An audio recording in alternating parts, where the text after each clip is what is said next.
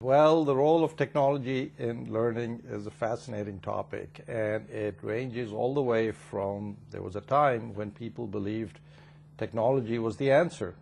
It would replace teachers and people could just sit there at the computer and learn and life would be great. That's called computer-aided instruction. It started in the 60s. When mainframes were around, you sat at a terminal and there was a very famous system called Plato, and there were others for learning this way. It's not the answer. People fundamentally learn not just from materials and things that computers can give you, they learn from other people. And I think the huge pedagogical change occurred when computer networks and then the internet appeared, because for the first time in recorded history we had a way to communicate and interact with an instructor, with other students, no matter where you were. In the old-fashioned distance education, all you got were materials. You could send someone a book, you could send them a CD-ROM, you could give them some software, but they had to learn from a material, or you could spray television material on them. They could look at the tube. But now, in the early 90s, there was this change, and that's what got me excited about getting into this business, that change doesn't come to higher ed very often. Here was a chance, here was something that was really different. Let's put it to work. It may not have to be prioritized. One way of looking at it is that if I'm an institution that values students, not only because we can teach them, but we can gain revenue from students. So every student represents income. Here's a chance, if you do online learning, remote learning, get students that you normally wouldn't have, new students. That's new money, and that's going to help you.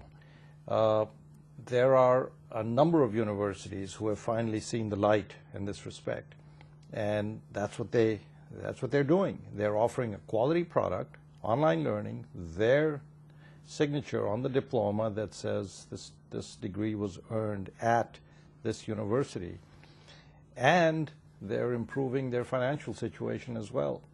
So it all depends on how you go at technology. Obviously, in hard times, you can't lose money with every piece of equipment. I think you've got to manage it, but it can be managed. Okay. I believe that technology's role in learning is twofold. One is that it's an enabler and not a driver. I never see technology as the driver. I see technology as an enabler to either augment the student experience or to really enhance student engagement.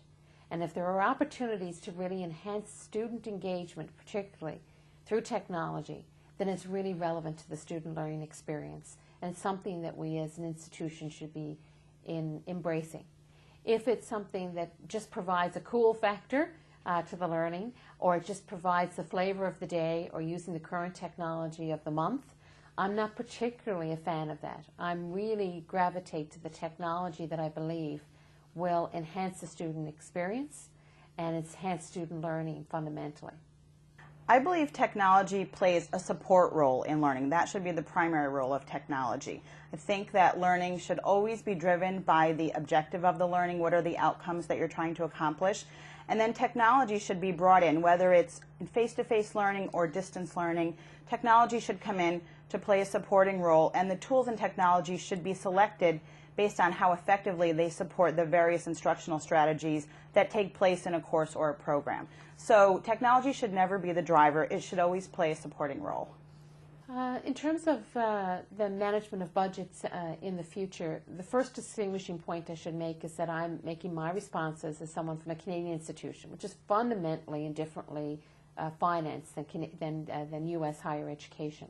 Higher education in Canada, for example, is a provincial responsibility. It's not a national responsibility. So that's the first distinguishing point.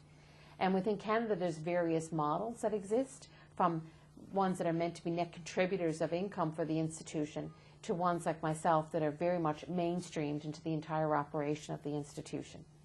I think that's where the starting point for institutions has to begin.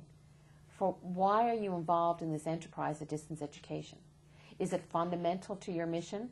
Is it core to your mission? If it's core to your mission, then perhaps it should be core to your funding model. If it's extra to your institution, well, maybe you see it as a profit-making enterprise, then your model of what your administrative or budget systems would be should reflect that. But fundamentally, I think we need to go back to our mission as an institution, and where does the offering, delivery, development of distance education reside? And that question, to me, is the question for our senior executives and our boards to have a meaningful conversation that then becomes an institutional-wide discussion as to where do we rest the responsibility for distance education. And we need to finance and support it and model it based on where we see that within our institution. When it comes to technology, I think the one thing we all know is you can count on it changing. And it changes in two ways. There's an underlying engine underneath all this stuff that changes in a very predictable way, and it's called the silicon chip. Changes in a predictable way that we know from years of experience to follow something called Moore's Law. Every 2 years, these things double their capacity. And so the cost goes down, power goes up, everything gets better, reliability goes up. You can count on that continuing. As long as that happens, then new possibilities appear at the other end, usage. So the silicon chip gets better, you can create new devices, new gadgets, cheaper, better, and so on. The new I can tell you that Moore's Law is continuing for a good many more years. The new gadgets are very hard to predict because it's all these inventors out there who say, hey, that chip is so cheap now, I can do this, I can do that. And out pop iPods, iPhones, all kinds of interesting social networking sites, Web 2.0, et cetera, et cetera. So all kinds of things happen. I'd be deficient if I were to tell you I can predict what the future will look like there. I can't. I will tell you one thing, that my experience today says we have a proliferation of devices. 15 years ago, when I thought of online learning, I thought of a computer and someone sitting at a screen working away at home or perhaps at the desktop at work. It's no longer necessary. Yeah, the computer is part of the picture now, but you could get the lecture on when you drive to work. The lecture portion of the class could be on an iPod, and you could be listening to it as you go.